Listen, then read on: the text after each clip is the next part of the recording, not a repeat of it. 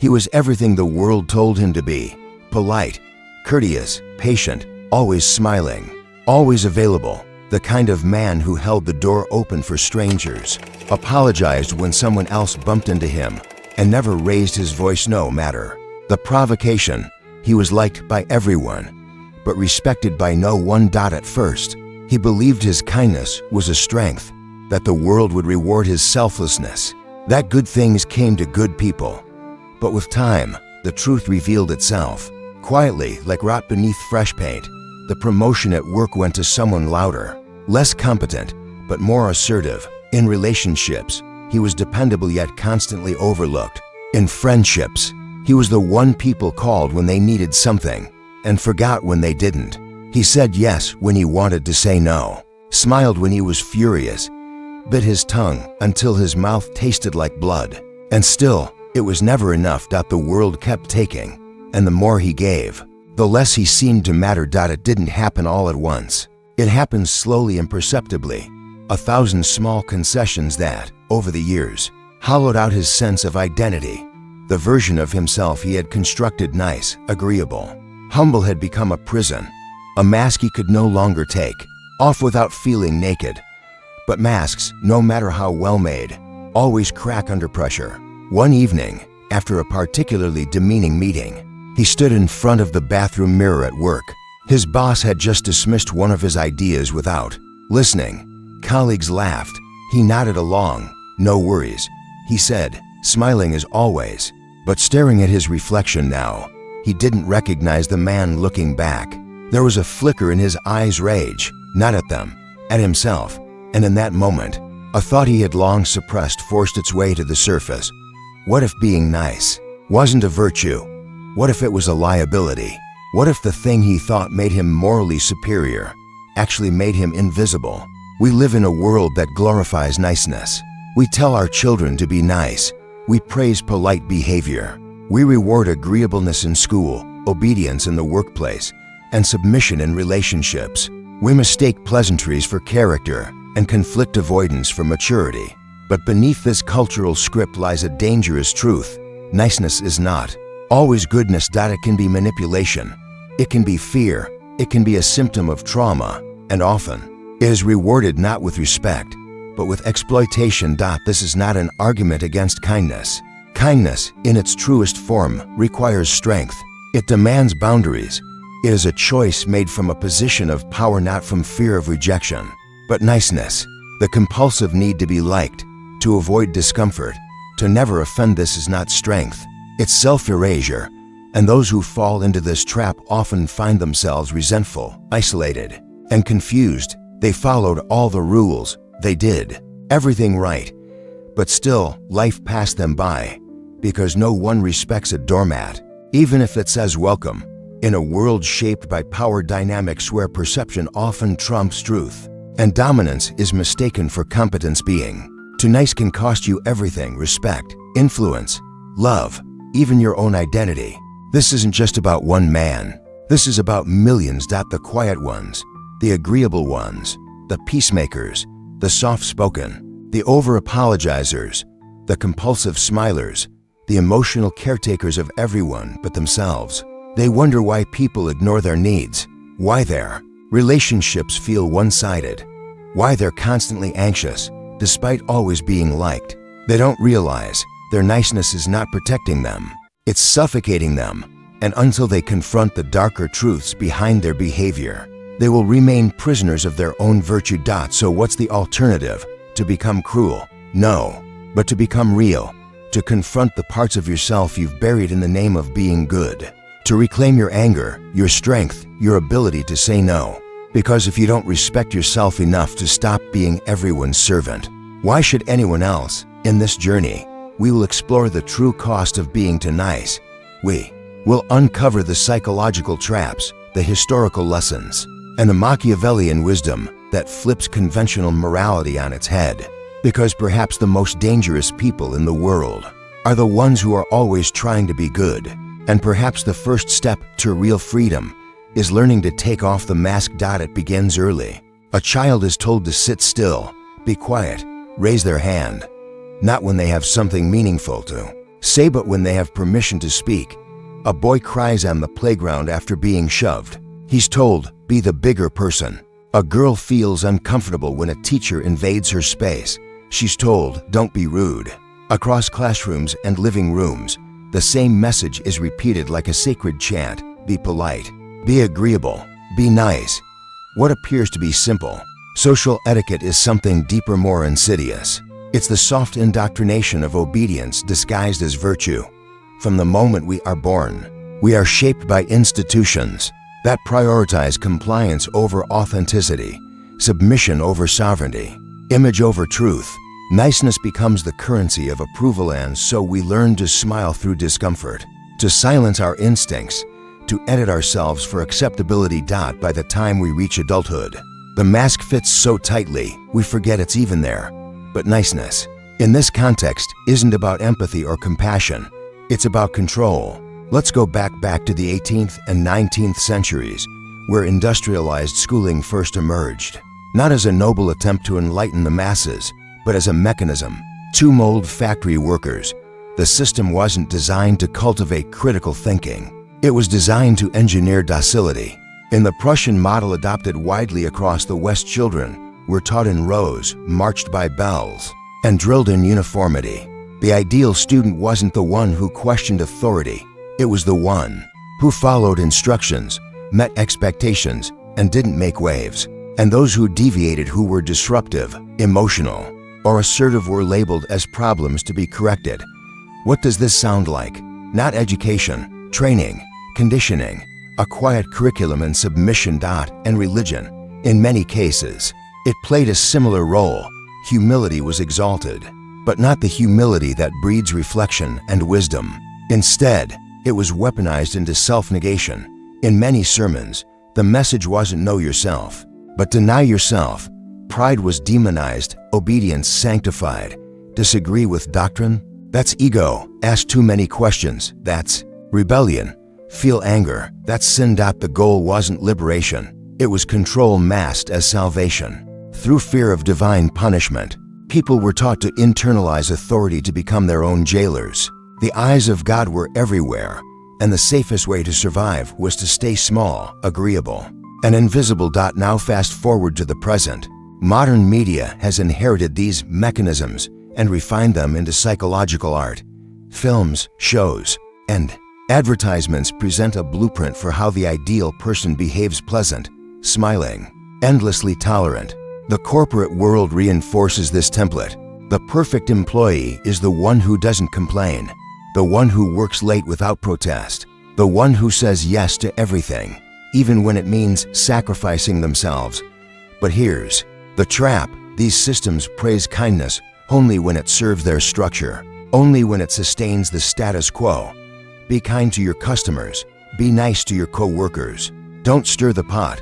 Don't be difficult. They aren't asking you to be moral. They're asking you to be manageable. Because niceness, when it's compulsive, predictable, and performative, makes people easy to manipulate. It makes them easier to sell to, easier to guilt trip, easier to control. Take the customer service voice, the artificially sweet tone many workers are forced to adopt to keep their jobs. It isn't real kindness, it's emotional labor, and it's exhausting. But we've normalized it. We've turned niceness into a professional expectation, a social duty, even a metric of success. We say we want authenticity, but we reward compliance. Even in personal relationships, this dynamic appears. People pleasers are often praised for being so easy to get along with, but beneath that ease is often a lifetime of suppressed emotion. Conflict is avoided at all costs. Needs are minimized, boundaries are blurred, and resentment grows. In the shadows, quiet but deadly.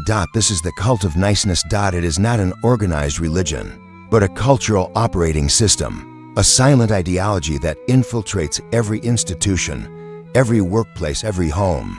Its commandments are simple. Make others comfortable even at the cost of your truth. Avoid conflict even if it means swallowing your pain. Be agreeable even if it destroys your authenticity. We are taught to believe that niceness is inherently good. But under this lens, we begin to see it for what it often becomes: a tool of social control. a barrier to personal power and a smokescreen for manipulation. And perhaps the most dangerous part, it rewards you just enough to keep you trapped. A pat on the head, a thank you, a you're so easy to work with. These small hits of validation become addictive, and slowly, you begin to base your worth on how palatable you are to others. You start to fear saying no. You avoid difficult conversations. You tolerate more than you should.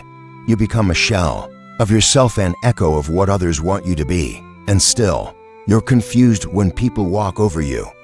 Because you were nice, you followed the script, you did everything right. But here's the truth society won't tell you: being nice is not the same as being respected. Respect doesn't come from silence, it comes from boundaries, it comes from presence, it comes from a willingness to be real, even when that realness is uncomfortable, even when it risks disapproval. Those who are respected are not those who never offend. They are those who are unafraid to stand in their truth, firm, grounded, unapologetic, not cruel, not tyrannical, but sovereign. Because sovereignty is the antidote to societal conditioning. It is the decision to live according to your inner authority, not external approval. And it begins with shedding the need to be nice. This doesn't mean becoming selfish. It means becoming whole. It means recognizing that your voice matters. Your needs matter. Your anger, your instincts, your inner fire, all of it matters. And if the systems around you are uncomfortable with that, maybe they were never designed for your freedom. The cult of niceness is seductive. It promises safety, belonging, acceptance, but the price it demands is too high: your authenticity, your autonomy, your self-respect. To reclaim your life, you must be willing to risk being misunderstood, because true power doesn't come from being like. It comes from being real. Niceness, it's a quality lauded by society, a virtue so deeply ingrained that it has become almost synonymous with goodness. From childhood, we are taught to be nice, to smile, to share, to avoid conflict, to never ruffle feathers. It's the unspoken rule: be agreeable and you will be liked. But there is a catch. Niceness is not goodness. Niccolò Machiavelli, one of history's most notorious political thinkers, was well aware of this distinction. In his seminal work, The Prince, Machiavelli put forth ideas that seem, at first glance, utterly counterintuitive to modern sensibilities. He argued that rulers must learn not to be good when survival demands it. This is not a call for cruelty. It's a profound insight into the nature of power, control, and influence. Machiavelli's philosophy stands in stark contrast to the modern image of the nice guy. The nice guy is someone who seeks approval, avoids confrontation, and acts in ways that ensure they don't upset the status quo. They are pleasant, accommodating, the kind of person people can rely on to keep the peace. But as we've seen in our earlier discussion, niceness often comes at the cost of personal power. It is a passive quality, a desire to be liked at the expense of one's own needs, boundaries, and authenticity. In the world of power and influence, this kind of niceness is weakness. Power, whether in politics, business, or personal relationships, does not come from pleasing others. It comes from a deeper understanding of human nature and a willingness to take actions that align with one's strategic interests, even if those actions are unpopular. Machiavelli understood this well, and he was unflinching in his advice to rulers: it is better to be feared than loved. This isn't a glorification of tyranny. Rather, it's a recognition that fear, when wielded properly, is a more reliable tool than love. Fear can maintain order. Love, by contrast, is unpredictable, dependent on the emotions of others, and fragile in its foundation. Let's explore how Machiavelli's ideas played out in the lives of historical figures who understood that power and perception often don't align with goodness. One such figure was Cesare Borgia, a ruthless Italian nobleman who sought to unite the fragmented territories of Italy under his rule. Cesare was a master of Machiavellian principles. He didn't care for being liked, nor did he concern himself with public opinion in the way a modern nice guy would. Instead, Cesare understood that in order to rule, he had to create fear in his enemies and respect among his allies. In the infamous story of Cesare's conquest of the Romagna region, he resorted to manipulation, strategic cruelty, and political cunning to eliminate his rivals. He didn't hesitate to betray allies, use force when necessary, and even execute those who stood in his way. Yet, despite his cruelty, Cesare was admired by his contemporaries for his effectiveness, for his ability to achieve his goals, not for his kindness. Machiavelli admired Cesare's pragmatism, understanding that a ruler's true strength lay not in how loved they were, but in their ability to shape the political landscape to their advantage. Cesare's fear-based rule ensured stability in his realm, even if it made him hated by some. His actions demonstrated a fundamental truth, that niceness is not a prerequisite for leadership. What matters is strategic influence and the power to shape outcomes, regardless of how others feel about it. We can see this pattern in the corporate world today. Corporate CEOs and powerful business leaders are often praised for their charisma, their vision, and their ability to lead with confidence. But many of these leaders have little in common with the nice employees they oversee. They make tough decisions that sometimes involve sacrificing people for profit, cutting corners, or making moves that may not be popular in the short term. Yet, their power comes from their ability to control outcomes, not from their niceness. Take Elon Musk, for example. Musk is often praised for his ambition and his bold vision. He's the kind of leader who dares to think big and take risks. But Musk is far from the nice CEO. His management style is often described as brutal, demanding, and unforgiving. He's made enemies along the way: employees who have left, regulators who challenge his companies, and competitors who feel threatened. But Musk's influence and wealth continue to grow because he is unafraid to make tough decisions, to act in his self-interest, and to seize power in ways that others might shy away from. In contrast, consider the nice leader, the CEO who is overly accommodating, who strives to be liked by everyone, who seeks consensus in every decision. In a world driven by competition, such a leader may seem like an ideal boss, one who listens, who empathizes, who seeks harmony. But in the harsh arena of business, the nice leader may fail to take the hard steps necessary to secure their company's survival. They may be unwilling to make layoffs, to fire underperforming employees, or to cut deals that would benefit the company in the long run, but harm their relationships with others. Their inability to assert authority, to make difficult choices, means their company may ultimately lose out to competitors who play by the rules of power. This brings us to an important Machiavellian insight: the art of self-interest. Machiavelli didn't encourage mindless cruelty, but he did encourage rulers to recognize the necessity of strategic decisions that may appear ruthless on the surface, but which ultimately serve their greater goals. He understood that to maintain power, a ruler had to be willing to do whatever was necessary, even if it meant abandoning goodness in favor of effectiveness. The prince, as Machiavelli envisioned him, isn't concerned with appearing virtuous in the eyes of the people. He's concerned with securing his reign, ensuring that his people are safe, and protecting the state from external threats.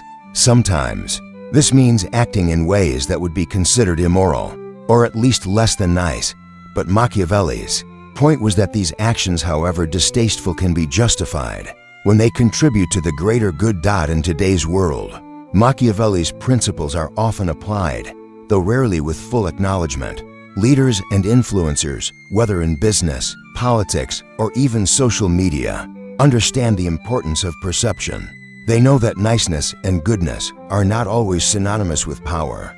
Power comes from strategy, from making decisions that may not always be popular, but which are necessary to secure one's position and achieve one's goals. The modern world continues to teach us the value of niceness, but in the arena of power, niceness is optional at best. Strategic self-interest is the true currency of influence. Whether it's Cesare Borgia's ruthless political maneuvering, Elon Musk's demanding leadership, or a corporate CEO's cutthroat decisions, we see that in the game of power, results matter more than feelings. And perhaps, as we continue to examine our own lives and roles in society, we should ask ourselves, are we seeking to be liked, or are we seeking to truly live, to take control, to assert our boundaries, and to shape our own destinies? Niceness is a comfortable lie, but true power demands something far more profound. It demands the courage to act, to be real, even when it's not popular. We've all met them, the person who can never say no, who bends over backward to please others, who would rather endure personal discomfort than risk upsetting someone. We've likely even been that person ourselves at times. But what happens when this constant appeasement turns into a way of life? What happens when being nice becomes less of a choice and more of a compulsive need?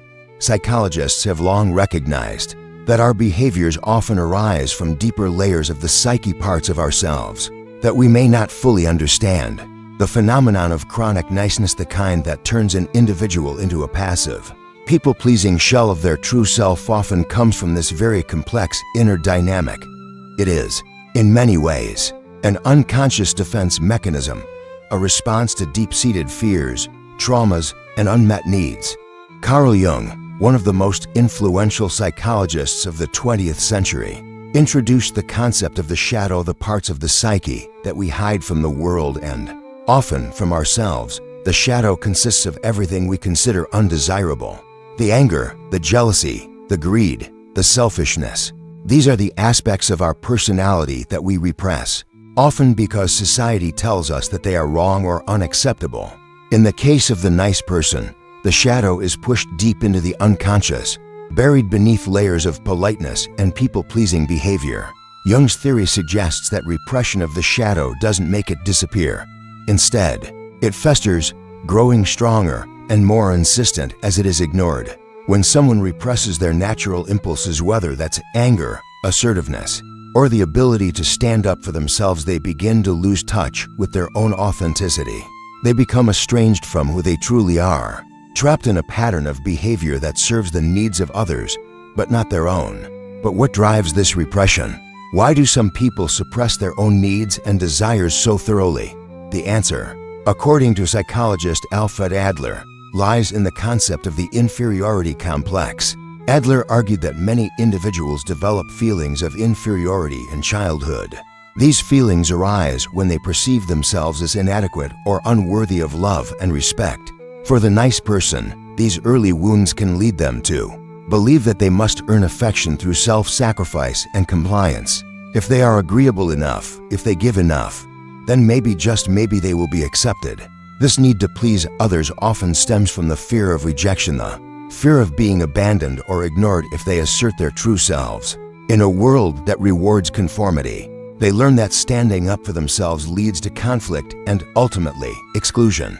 So, they suppress their own needs, becoming more and more accommodating, more and more agreeable. It is a survival mechanism, but one that ultimately leads to the loss of identity. The problem with this survival strategy is that, over time, it takes an enormous psychological toll. When you suppress your own desires and allow others to dictate your actions, something inside you begins to wither. The nice person loses their edge, their spark, their sense of self. They become a mirror of other people's desires and expectations. The more they try to please others, the more they abandon their own needs, until, eventually, they don't know who they are anymore. They are enslaved by the desire to be liked, to avoid conflict, to seek external validation at the expense of their own internal well-being. The process is slow and insidious. At first, the rewards of being nice may seem tangible. People praise them for their kindness, their willingness to help, their ability to keep the peace. But these rewards are superficial. They do not nourish the soul. As the years go on, the nice person begins to feel empty inside. They have no real sense of self, no clear boundaries, no clear direction. They have spent so much time making sure everyone else is happy that they have neglected their own happiness, their own goals, their own voice. The self-erasure that results from this constant pleasing can have profound consequences on both an individual's psychological health and their ability to form healthy, authentic relationships. The fear of rejection, which initially drove them to suppress their desires, becomes a self-fulfilling prophecy. As they become more passive and agreeable, their relationships become more shallow, less fulfilling. People may like them, but they don't truly know them. And ultimately, the nice person feels invisible, a shadow of the person they could have been. This internal struggle, the war of the self, plays out in subtle ways every day. The nice person might avoid confrontations with colleagues, even when they feel disrespected. They might suppress their anger when they are wronged by friends or family. allowing resentment to fester beneath the surface. They might stay in relationships that drain them, unwilling to ask for what they truly need. Each time they do this, they betray their true selves a little more. But this betrayal isn't always conscious.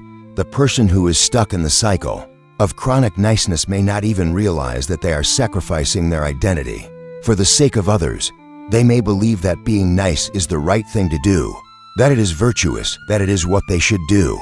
They may convince themselves that they are happy to make others happy, even as they feel empty inside. This inner conflict often leads to a deep sense of resentment. The nice person may begin to resent others for taking advantage of their kindness, but they also resent themselves for allowing it to happen. They may feel angry but suppress that anger, fearing that expressing it will lead to rejection or conflict. So, instead of confronting the source of their frustration, they bury it. The anger builds, but so does the self-loathing. They are stuck in a cycle of perpetual self-betrayal, unable to break free. This phenomenon can have even greater societal implications. In a world that values obedience, conformity, and social harmony, the nice person may become a pawn in larger power structures. They are often the ones who never question authority, who never speak up when something is wrong. They are the ones who endure mistreatment without protest, who work overtime without complaint, who are loyal to institutions that exploit them. The nice person becomes the perfect cog in the machine, a worker, a consumer, a follower, but never a leader, never an individual. The cost of chronic niceness is not only psychological, it is existential. When we suppress our own desires, when we refuse to assert our boundaries, when we constantly prioritize others at our own expense, we lose the ability to truly live. We lose the ability to make choices that align with our own values, to pursue goals that bring us genuine satisfaction. We become shadows of ourselves, drifting through life in a haze of self-sacrifice, never fully engaging with the world as our authentic selves. But the path to breaking free is not easy. It requires courage, the courage to confront our own fears, to face the rejection we've long feared, to stand up for ourselves in ways that might alienate others. It requires us to reclaim the power that we've handed over, to rebuild our sense of self, and to accept that being true to ourselves is far more important than being liked. Only then can we emerge from the shadows of chronic niceness and begin to live authentically, with power, with purpose, and with integrity. History is filled with stories of people who, by adhering to the tenets of kindness and mercy, suffered great consequences. These are not just abstract lessons from the past. They are the harsh realities that shape the fates of entire nations. When we look closely at certain historical moments, we begin to see a striking pattern. The leaders who were too nice failed, while those who embraced ruthlessness found success. Take, for example, the fate of Neville Chamberlain, the British Prime Minister who is often remembered for his appeasement of Adolf Hitler. In the years leading up to World War II, in 1938, Chamberlain signed the Munich Agreement, allowing Hitler to annex Czechoslovakia's Sudetenland. Under the belief that this would prevent a larger conflict, Chamberlain famously returned to Britain, holding aloft the agreement and declaring, "Peace for our time." The reality, however, was starkly different. By indulging Hitler's ambitions and giving in to his demands, Chamberlain failed to confront the rising threat of Nazi Germany. He believed that by being nice, by avoiding confrontation and taking the moral high ground, he could secure peace.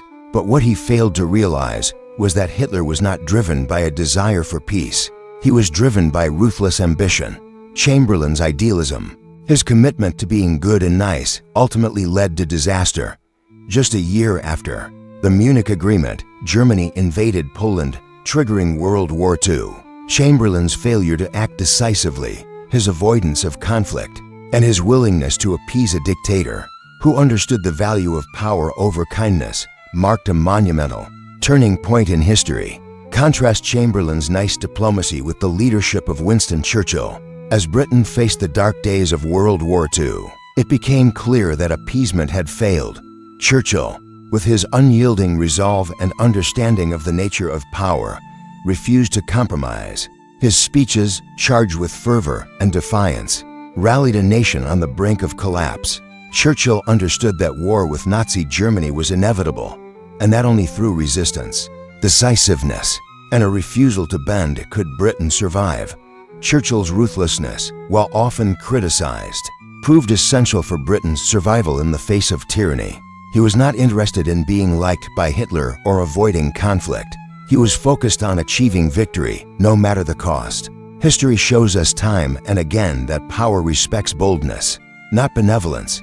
Julius Caesar's life is another vivid example. In 49 BC, when Caesar crossed the Rubicon with his army, he knew the consequences. It was an act of rebellion, a declaration of war against the Roman Senate. Caesar's decision was one of ruthlessness. He understood the weight of his actions, but he also understood that the future of Rome would not be determined by kindness or mercy. It would be determined by who had the courage to seize power. Caesar, however, was not known for his cruelty alone. He was also known for his clemency. After defeating Pompey and his supporters, he chose to pardon many of his enemies, believing that leniency would earn him loyalty and strengthen his rule.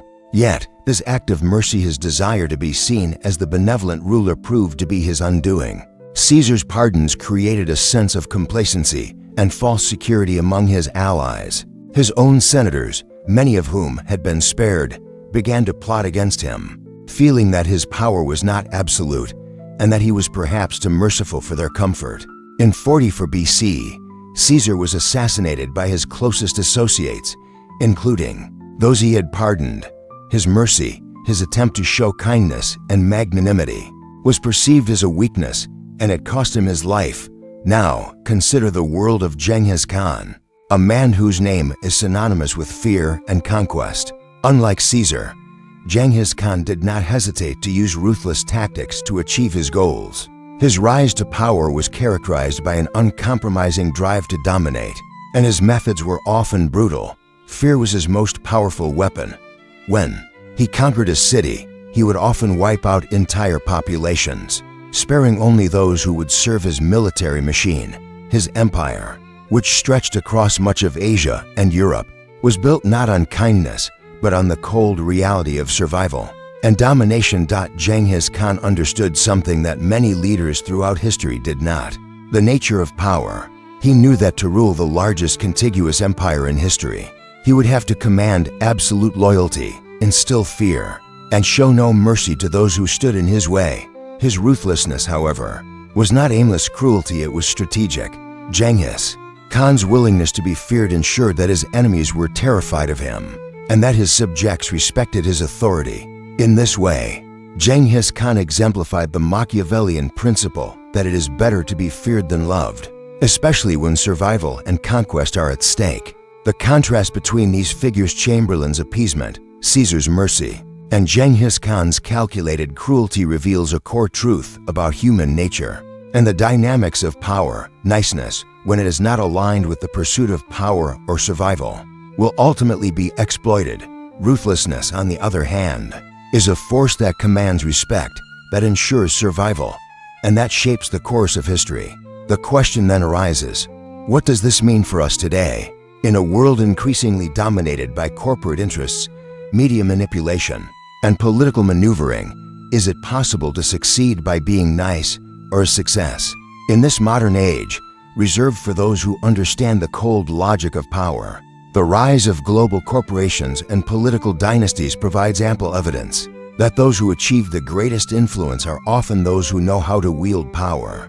Without hesitation, those who are unafraid to make tough decisions, to crush obstacles, and to use ruthlessness as a tool for achieving their goals. In the corporate world, for instance, leaders like Steve Jobs and Elon Musk are often hailed not only for their vision, but also for their ruthlessness. Their willingness to push people to their limits, to make unforgiving decisions, and to prioritize results over sentiment has allowed them to build empires. While their approaches may be controversial, they have undeniably achieved extraordinary success. In contrast, those who focus solely on being nice or liked often find themselves overshadowed by the very forces they sought to avoid. This historical lens on appeasement versus decisiveness, mercy versus fear, and niceness versus power sheds light on a crucial aspect of leadership and influence. Niceness, while a virtue in personal interactions, is often a liability in the ruthless arena of power. History teaches us that kindness, when not strategically aligned with one's objectives, can lead to downfall. Meanwhile, leaders who understand and embrace the uncomfortable nature of power, who are willing to make hard decisions, to confront fear, and to be decisive are the ones who shape history. As we move forward into a world that demands more than just moral goodness, we must ask ourselves, what kind of power do we want? Do we want to be liked, or do we want to be respected? The answer may just determine our fate. In the modern world, the value of niceness has been commodified and industrialized to a degree that would shock past generations. What was once an individual choice, how to treat others, how to be kind, how to be generous, has now become a marketable asset. We live in a society where being liked has become a currency in its own right, and this currency is manipulated by corporations, social media, and the very institutions that govern us. The result is a society where niceness is not just a virtue, it is a demand. Take a moment to think about social media. Influencers, those who dominate our feeds, are the epitome of niceness. But this niceness is not genuine, it's a carefully curated version of themselves, designed to make them relatable. Their smiles, their positive affirmations, their pictures of happiness, all of it is marketed to you. And it's packaged with one clear objective: to sell something. The more likable they are, the more followers they gain, the more marketable their persona becomes. And the more you like them, the more you contribute to their success. Influencers today are not just entertainers, they are brands, products to be consumed. And the business of their niceness is a multi-billion-dollar industry. These influencers become walking advertisements for products they love, or for lifestyles they embrace. This constant cycle of making the likable the most visible creates a world in which those who are not nice enough, those who do not conform to the ideals of politeness, happiness, and acceptance are left behind. The algorithm rewards positivity, even when it's superficial. Authenticity, in its raw form, is deemed too dangerous in the face of such relentless commodification. And in this system, niceness becomes a tool of control. But it's not just the influencers who are caught in this trap. The entire framework of capitalism today is built on exploiting people's need for approval. Employees in nearly every sector are expected to smile through burnout. The corporate world preaches the rhetoric of teamwork and positivity, while behind the scenes, companies push their workers to exhaustion, to the edge of mental collapse. The culture of niceness is often a cover for the real exploitation that's happening.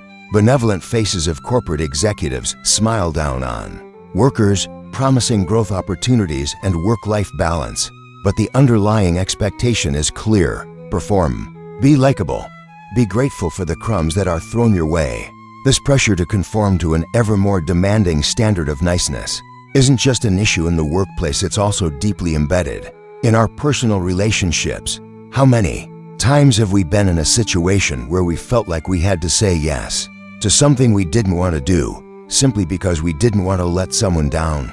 How many of us suppress our true feelings, our genuine desires, to avoid the discomfort of conflict or rejection?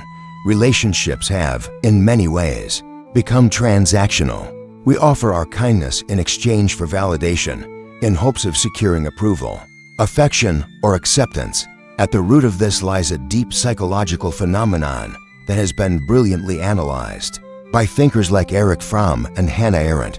In his seminal work, The Fear of Freedom, Fromm explains that the modern obsession with conformity and social acceptance is a form of self-imposed enslavement. The more we seek to please others, the more we give up our authentic selves. We begin to fear freedom, because freedom requires us to make uncomfortable decisions, to face the truth of who we are, and to take responsibility for our lives, rather than living to meet the expectations of others. Fromm argues that this constant striving for approval creates a society of people who are disconnected from themselves, who are driven by external validation rather than internal conviction. The very essence of who they are is compromised by the need to fit in, to please, to conform. This has been exacerbated by the rise of social media and digital culture. In the past, social interaction was more intimate, more personal, and less public. Today, we live in a world where every opinion, every sentiment, Every action is visible to the public and, more importantly, open to judgment. Hannah Arendt, in her exploration of totalitarianism, also touches on the dangers of conformity. She argues that the need to conform, to be nice, can lead to a loss of individuality and, ultimately, to the rise of authoritarian control. The masses, she writes, are often not driven by ideology or personal conviction, but by a desire to fit in, to belong to something larger than themselves. This mass conformity can be harnessed by political leaders, religious figures, or corporate powers, creating an environment in which people's desires and autonomy are manipulated for a larger purpose. Consider the recent surge in corporate culture that demands total dedication from employees, often under the guise of caring and understanding. The slogan "Work hard, play hard" is often a thin veil for a system that profits off of human exhaustion. Employees are expected to put in long hours, sacrifice personal time, and subjugate their individual desires to the goals of the company, all in the name of niceness, of being team players. When you're always striving to meet someone else's expectations of kindness and cooperation, you lose sight of your own needs, your own boundaries, and ultimately, your own power. This dynamic has led to what we now call the toxic positivity culture, where being nice becomes not only a moral imperative, but a political one. It's a form of silencing dissent. When we are told to smile, to show gratitude, to always be upbeat and agreeable, we are often punished for authenticity. Our real feelings are invalidated, and the genuine expression of anger, frustration, or discomfort is dismissed as negative or toxic. The irony is that this obsession with niceness allows systems of control to flourish unchallenged. It creates a populace that is too afraid to say no, too afraid to confront what's wrong, too fearful to disrupt the status quo. This is not just a personal issue, it's a political one. When people are more concerned with being liked than with being authentic, they are easier to manipulate. They are less likely to question authority, to push back against injustice, or to demand change. This is the true cost of niceness in modern society. It compromises our ability to think critically and to resist the forces that seek to control us. We must ask ourselves, how much of our niceness is genuine, and how much of it is the result of social programming? How much of our desire to please others is really a form of self-betrayal and abandonment of our true selves for the sake of external approval? And perhaps most importantly, how much of our power have we given away in the process? The exploitation of niceness is not just a personal dilemma, it is a social condition. It is the result of systems that thrive on conformity and silence, on fear and submission. The more we buy into the myth of universal kindness, the more we become slaves to the very forces we believe we are resisting. To reclaim our autonomy, to reclaim our power, we must first break free from the tyranny of the people pleaser. If you've made it this far, you've probably recognized something powerful. The system we've been conditioned to serve niceness, conformity, the pleasing of others isn't working. It's not just a personal struggle, it's an existential dilemma. You've felt the tug of self-sacrifice, the weight of avoiding conflict, and the emotional toll it takes on your psyche. Now, we turn toward a question that might feel both liberating and terrifying. How do we break free? How do we stop being nice and start becoming respected, powerful, and authentic? The first step is to understand that niceness is a mask. It's a defensive shield, a false projection, and like all masks, it prevents us from seeing our true selves. Niceness is often rooted in fear of rejection, fear of being disliked, fear of conflict. But these fears are not just personal, they are collective. They are cultural constructs embedded in us through generations of social engineering. From schools that reward obedience to religions that champion humility, to media that glorifies conformity. To reclaim our power, we need to unmask the niceness and face our true selves, and that means confronting the parts of us that have been repressed for so long. Enter the work of Carl Jung, the pioneering psychologist who explored the unconscious mind. Jung's concept of the shadow is key here. The shadow represents the aspects of ourselves that we suppress or deny, traits we've been taught are bad, like anger, greed, selfishness, and even ambition. These traits are not inherently evil. In fact, they are deeply human. They are the parts of us that have been forced into the darkness, because society tells us that being good means being nice. But as Jung argued, the shadow doesn't go away by repressing it. It grows stronger. The more we push these aspects of ourselves down, the more they emerge in destructive ways. They might show up as passive-aggressive behavior, chronic resentment, or self-sabotage. This is the deep psychological price of niceness when we deny our authentic nature. We create a split in our identity. The authentic self is left in the shadows, and the nice persona takes over, creating an internal conflict that can only be resolved by reintegrating the shadow. This is where the work of Friedrich Nietzsche becomes essential. Nietzsche believed that for humans to truly reach their potential, they must embrace their will to power. He saw the act of becoming oneself as a process of self-overcoming. The key to this transformation is not to become more obedient, more kind, more submissive. No. Nietzsche said that we must overcome the weak aspects of our character, those things that hold us back from asserting our true desires and ambitions. To do so, we must embrace power, but in a way that doesn't turn us into tyrants or manipulators. True power is self-controlled and conscious. It is strength under discipline, strength with restraint. This leads us directly to the idea of controlled strength, a concept famously discussed by Jordan Peterson. Peterson argues that a person's true power is not about being domineering or aggressive.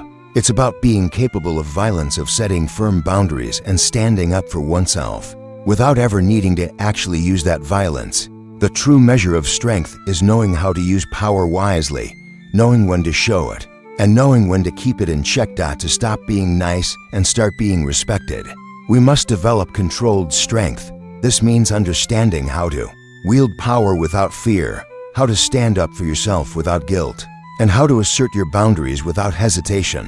One of the first tactics is learning to say no without guilt. In our nice culture, saying no feels like an offense. We believe that by saying no, we're rejecting someone, and this rejection can feel like an assault on our moral character. But in reality, saying no is an act of self-respect. It's a way of affirming your autonomy, of saying, I am worth protecting. Saying no doesn't make you a bad person, it makes you a sovereign person. There are no guarantees in life, but by saying no, you are training others to respect your boundaries. And the more you practice this, the stronger those boundaries become. Eventually, the world will begin to see you not as someone who can be pushed around, but as someone who commands respect. Next, we must learn how to set hard boundaries. This goes beyond just saying no. It's about creating clear distinctions between what you will and won't tolerate in your relationships, whether with family, friends, or colleagues. When you set boundaries, you are telling the world that your time, energy, and emotions are valuable. You are not a tool to be used at will. Boundaries protect your psychological space and allow you to engage with others in a way that is healthy and empowered. Now, we must confront the most difficult question. How do we avoid becoming cruel in the process? Ruthlessness is a tempting pitfall. It's easy to go from a state of excessive niceness to an angry rejection of all others. But that is not the goal. True strength comes not from cruelty but from restraint. Being able to remain calm, centered, and assertive in the face of opposition is the true sign of power. This is not about crushing others for the sake of it. It's about respecting yourself enough to walk away when necessary, to detach emotionally when boundaries are violated, and to let others face the consequences of their actions without needing to personally administer judgment. By integrating the shadow, as Jung would say, we wholly reclaim our identity. By channeling our will to power, as Nietzsche suggests, we begin to live with purpose and assertiveness, and by exercising controlled strength, as Peterson recommends, we develop the kind of power that earns us respect, not through dominance, but through wisdom and personal sovereignty. So, how do we stop being nice and start being respected? We embrace our full selves, the parts we've suppressed for so long, and we channel them in a way that is strategic, self-aware, and authentic. It's a path of personal empowerment, of rising above the herd mentality, and of finally accepting that to be truly loved and respected, we must first respect ourselves. The journey isn't easy. It's not about being liked by everyone. In fact, It's about being misunderstood by some, rejected by others, but in return, gaining something far more powerful: personal sovereignty. It's time to stop being nice. It's time to start being respected. The journey we've explored so far is not an easy one. It's the road less traveled, the path of self-discovery, of shedding the niceness that binds us, of reclaiming the shadow within. But there is a critical question that we must now face. What happens when we embrace the shadow? What happens when we stop being nice? When we begin asserting our power and setting boundaries? Does it mean we become ruthless? Does it mean we shed our humanity in favor of cold calculation and unchecked ambition? There's a real danger in this. The temptation to swing from one extreme niceness to the other ruthlessness is powerful. But the truth is that true transformation isn't about becoming a sociopath or abandoning compassion. It's about becoming whole. It's about integrating all the parts of ourselves, the light and the dark, the benevolent and the fierce, and choosing consciously when and how to express each. This is the path of individuation, a term coined by Carl Jung. Individuation, according to Jung, is the process of becoming who we are meant to be, of integrating the conscious and unconscious parts of our psyche into a harmonious whole. The shadow is not something we destroy. It's something we must accept and understand. It's through this acceptance that we reclaim our power, not in the form of domination or cruelty, but in the form of authenticity. We stop pretending, stop conforming, stop betraying ourselves. The danger of cruelty, of becoming a tyrant, lies in the failure to acknowledge the balance required for true power. Power is not about imposing your will on others at any cost. It's about having the strength to choose when to be fierce and when to show mercy. To wield both compassion and ferocity requires a conscious alignment with your values, a deep understanding of your inner self, and the courage to make difficult decisions. This is where Stoic philosophy offers valuable insight. The Stoics believed in the idea of inner tranquility, the ability to remain calm, centered, and virtuous regardless of external circumstances. For them, true power did not lie in external control, but in self-mastery. Marcus Aurelius, the Roman emperor and Stoic philosopher, exemplified this concept. He was a leader who balanced wisdom with strength, who exercised mercy without weakness and ferocity without cruelty. In his meditations, Marcus Aurelius often reflects on the importance of self-awareness, of recognizing when to act with kindness and when to act with firmness, not out of emotional impulse, but out of moral clarity. His power came from his ability to choose his responses, to decide when to be soft and when to be tough. This is the key to the shadow's redemption, the capacity to integrate both sides of our nature, to be able to act with compassion and mercy without losing our edge, without becoming weak, but also to be capable of standing firm, of drawing boundaries, of asserting our strength when necessary, without slipping into cruelty or tyranny. It's about balance. It's about choice. Another historical figure who mastered this balance was Nelson Mandela. His leadership was marked by an ability to be both fierce and forgiving. Mandela, having spent years imprisoned by the apartheid regime, emerged not seeking revenge but reconciliation. He knew when to wield his power to forgive and when to wield it to demand justice. He was not driven by the need for personal vindication or the desire for control. His power came from his vision of a unified South Africa, where the collective good came before individual ego. Mandela understood that leadership, true leadership, requires strength in unity and strength in mercy. It requires balance, not extremes. In both the Stoics and figures like Mandela, we see a powerful truth. True transformation is not about discarding one part of ourselves, but about harmonizing all parts. The balance between compassion and strength is what makes a person truly powerful, not because they are weak or cruel, but because they are fully aligned with who they are, with their values, and with their true self. So, as you embark on this journey of reclaiming your power, of stopping being nice and starting to be respected, remember that the goal is not domination. It's not to become a tyrant who wields power without regard for others.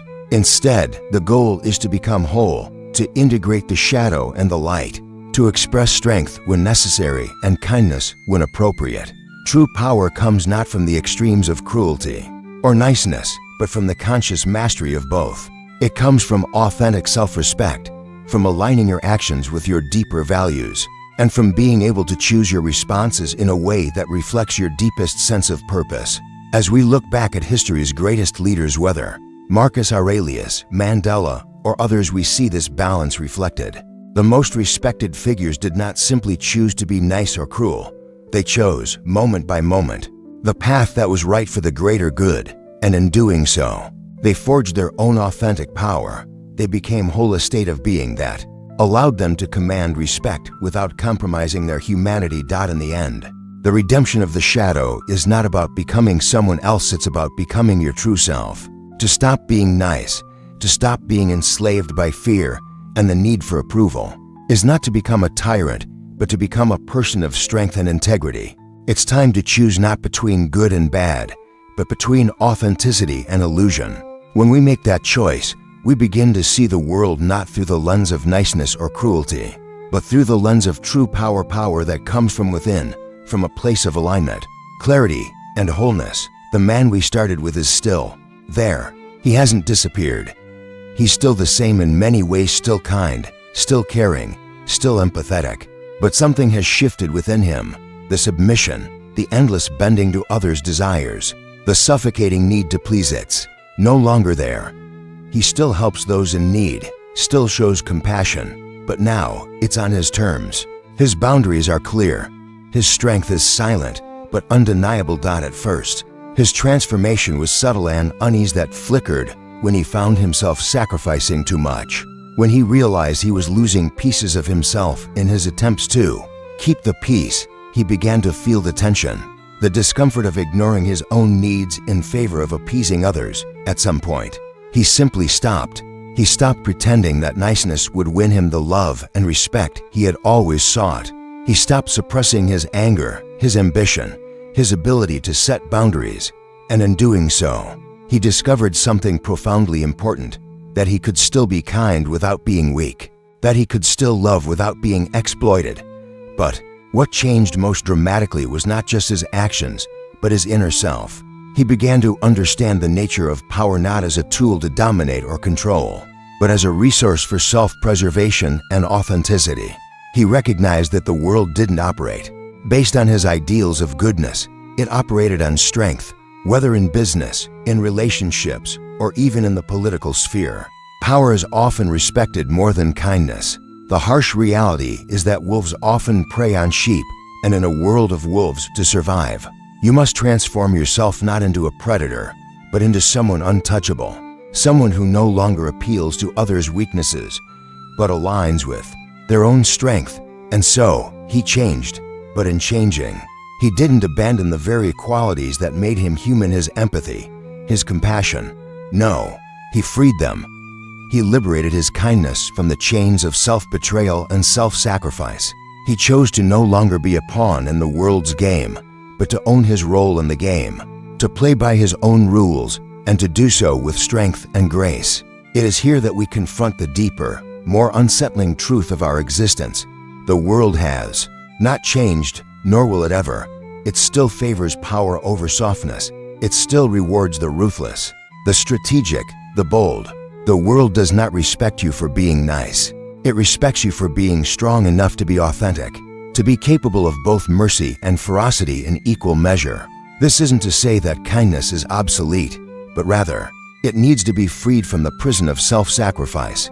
It needs to be grounded in self-respect, boundaries, and integrity. The question we face now is, are we willing to make that transformation? Are we willing to step out of the role of the sheep, the one who follows the rules, who seeks approval at any cost, and into the role of the wolf, not in the sense of becoming cruel, but in the sense of becoming complete? In a world of wolves, we must stop playing the sheep. Survival doesn't demand cruelty, but it does demand transformation. It demands the ability to see the world clearly, to understand the dynamics of power and the nature of the people around us, and to choose not to bend to every whim, but to choose when and where we act. It demands the courage to say no, not out of cruelty, but out of respect for ourselves and for our right to exist on our own terms. It demands the strength to integrate our shadow, to accept the parts of ourselves that we have been too afraid to face and to use them in a way that serves us and others, not in a way that dominates or manipulates. This is the final, haunting reflection we leave you with.